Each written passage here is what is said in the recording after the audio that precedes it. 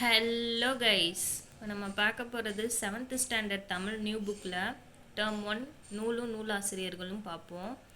எங்கள் தமிழ்.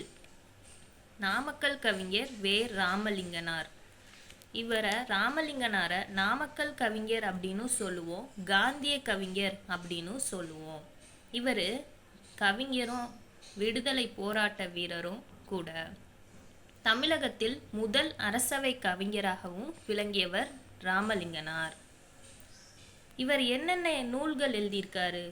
மலைக்கல்லன், நாமக்கல் கவிஞர் பாடல்கள், என் கதை, சங்கொலி அப்படின்ற நூல்கள் எல்லாம் வே ராமலிங்கனார் இயற்றியிருக்காரு. அடுத்து ஒன்றல்ல ரெண்டல்ல, உடுமலை நாராயண கவி. இவரை பகுத்தறிவு கவிராயர் அப்படின்னு சொல்கிறோம், அப்படின்னு புகழப்படுறோம். இவர் தமிழ் திரைப்பட பாடலாசிரியராகவும் நாடக எழுத்தாளராகவும் புகழ் பெற்றிருக்காரு உடுமலை நாராயண கவி.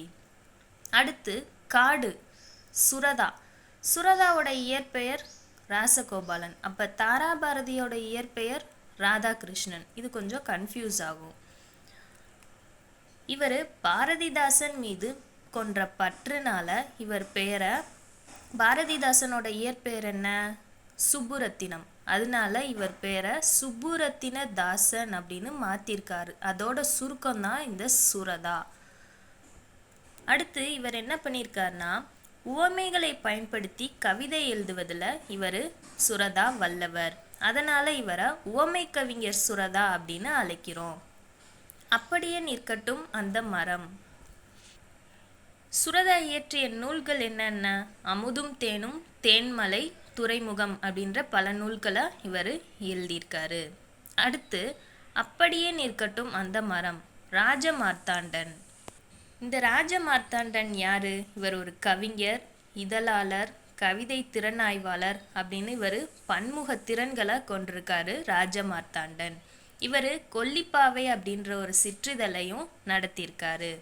ராஜமார்த்தாண்டன் கவிதைகள் என்னும் நூலுக்காக தமிழ் வளர்ச்சித்துறையின் பரிசையும் பெற்றிருக்காரு.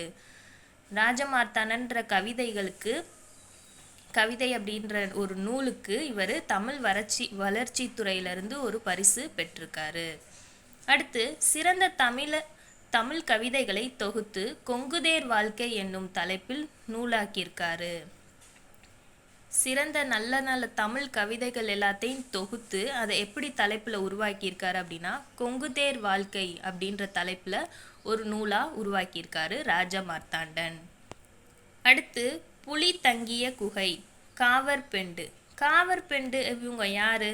சங்ககால பெண்பால் புலவர்களோட ஒருத்தவங்க தான் இந்த காவற்பெண்டு.